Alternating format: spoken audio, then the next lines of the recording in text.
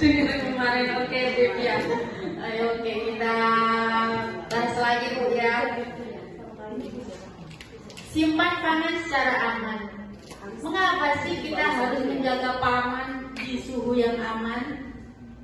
Karena bakteri dapat bertambah banyak pada suhu 5 sampai 60 derajat Celcius.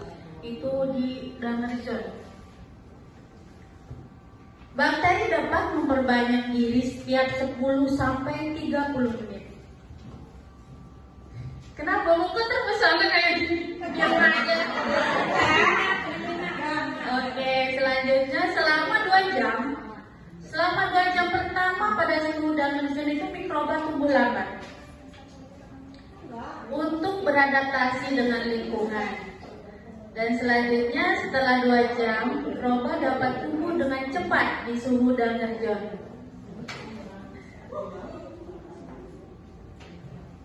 Ini suhu menyimpan pangan.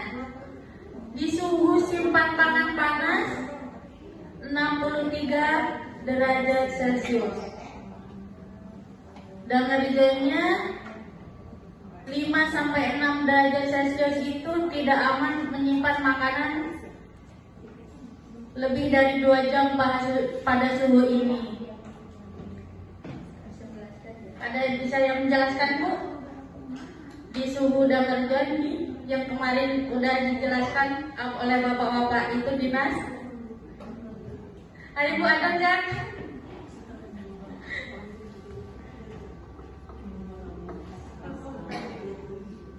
Selanjutnya suhu untuk simpan pangan dingin. Simpan pangan yang dingin di suhu 4 derajat Celcius. Dan untuk suhu pangan beku ada di zona 18 derajat Celcius.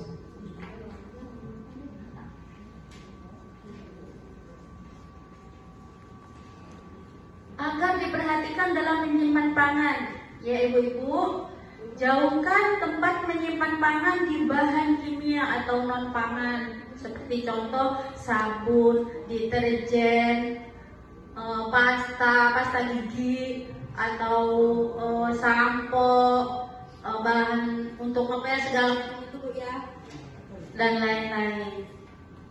Simpan pangan matang dan mentah di wadah tertutup secara terpisah untuk menghindari kontaminasi silang.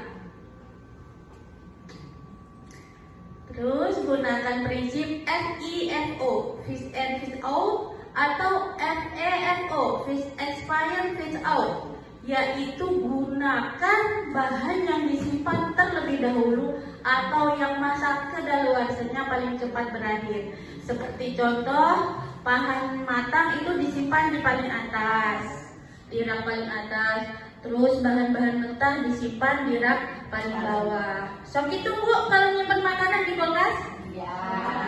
Apa setelah belanja, ibu disatuin semua karena gegeraan anak cari segala macam, gerabe dihabiskan dengan kulkas? Iya. Iya, betul ya. Mulai sekarang kalau udah tahu ilmunya, dipisahkan ibu-ibunya. Iya, bahan matang ditaruh di atas, bahan-bahan yang mentah dibersihkan dulu, setelah itu disimpan di bawah.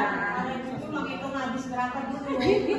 Baru dijelaskan. Seneng kok ya ngabisin uang suaminya.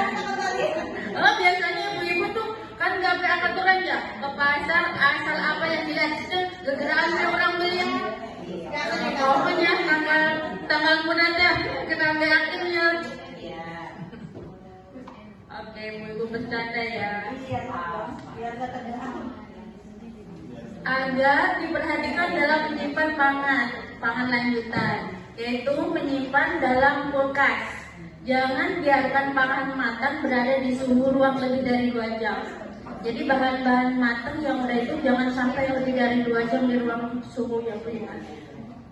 Pastikan pangan dingin atau es, misalkan es, minuman ringan dan lain-lain, itu disimpan di suhu kurang lebih 5 derajat Celcius, dan pangan beku disimpan pada suhu kurang lebih 0 derajat Celcius. Dan yang bahan yang sekiranya harus beku itu di atas itu jadi frozen ya.